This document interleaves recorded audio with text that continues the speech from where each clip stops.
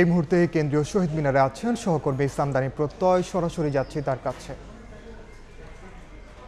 এমপিওভুক্ত শিক্ষক কর্মচারীদের 10 দিনের অবস্থান কর্মসূচির অবশেষে সমাপ্তি হলো।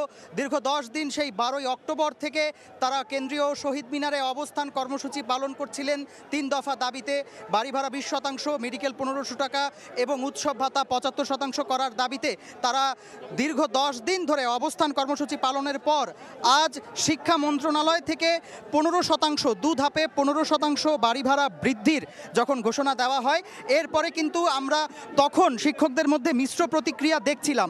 তবে কিছুক্ষণ আগেই এমপিওভুক্ত শিক্ষা জাতীয়করণ প্রত্যাশী জোটের সদস্য সচিব দেলোয়ার হোসেন আজিজি তিনি এখানে আনুষ্ঠানিকভাবে সাংবাদিকদের ব্রিফ করলেন এবং সমস্ত আন্দোলন কর্মসূচি সারা দেশ জুড়ে শিক্ষকরা যে আন্দোলন কর্মসূচি চালিয়ে যাচ্ছিলেন সেই আন্দোলন কর্মসূচি তারা প্রত্যাহারের ঘোষণা দিয়েছেন।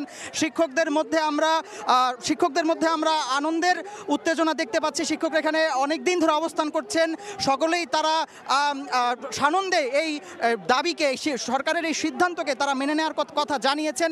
একটু আগে দেলোয়ার হোসেন আজিজি শিক্ষকদের নেতা তিনি ব্রিফ করে আমাদেরকে জানালেন যে তারা সমস্ত আন্দোলন প্রত্যাহার করে ঘরে ফিরে যাবেন এবং একই সঙ্গে এই যে শিক্ষার্থীদের সামনে বার্ষিক পরীক্ষা থাকার পরেও তাদের কর্মবিরতি চলায় যে ক্ষতি হয়েছে লেখাপড়ায় সে ক্ষতি পুষিয়ে দেওয়ার জন্য বার্ষিক পরীক্ষার আগ পর্যন্ত প্রতি শনিবার ক্লাস নিয়ে তারা শিক্ষার্থীদের সে ক্ষতিকে পুষিয়ে দেবেন।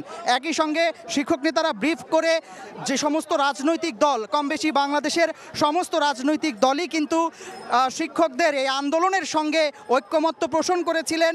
আজও সকালবেলা এনসিপির নেতৃবৃন্দ এখানে এসেছিলেন, এর আগে গণ অধিকার পরিষদের নেতৃবৃন্দ এসেছেন, বিএনপির নেতৃবৃন্দ এসেছেন, বাম জোটের নেতৃবৃন্দ এসেছেন।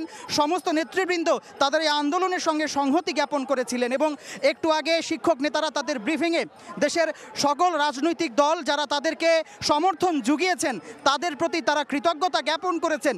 একই সঙ্গে শিক্ষকদের পাশাপাশি কর্মচারীদের যে 75% উৎসব ভাতার যে দাবিটি ছিল সেই দাবিটি সরকার আর্থিকভাবে সংকটে থাকার কারণে এই মুহূর্তে সরকার সেই দাবিটি মেনে না নিলেও একটু আগে ব্রিফিংয়ে আমরা জানতে পেরেছি যে যেহেতু এই যে 15%-এর প্রজ্ঞাপনটি বাড়ি ভাড়া 15% মেনে নিয়ে প্রজ্ঞাপন যেহেতু দেয়া হয়েছে সেহেতু সরকার শিক্ষকদের সঙ্গে কথা বলবেন এবং তারা এটি প্রত্যাশা করছেন যে কোনো মুহূর্তে 75% উৎসব ভাতার যে দাবিটি বেসরকারি এমপিওভুক্ত কর্মচারীদের উৎসব ভাতার যে দাবিটি সেই দাবিটিও সরকার মেনে নেবেন বলে শিক্ষকরা প্রত্যাশা করছেন।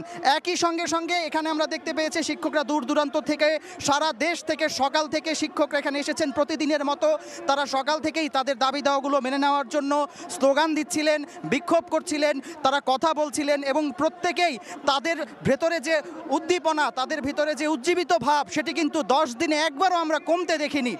আজ শিক্ষকরা, আমরা কথা বলেছি শিক্ষকদের সঙ্গে এবং কথা বলার পর আমরা জানতে পেরেছি শিক্ষকরা তাদের এই যে 15%-এর প্রজ্ঞাপন সেই 15%-এর প্রজ্ঞাপনটিকে ঐতিহাসিক বিজয় বলে তারা স্বীকার করছেন এবং তারা বলছেন যে শিক্ষকদের এই যে দাবি সরকার মেনে নিয়েছে সেটি একটি ঐতিহাসিক ঘটনা ঘটেছে।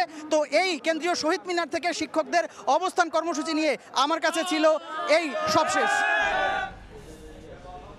সরাসরি যুক্ত ছিলাম কেন্দ্রীয় শহীদ মিনারে।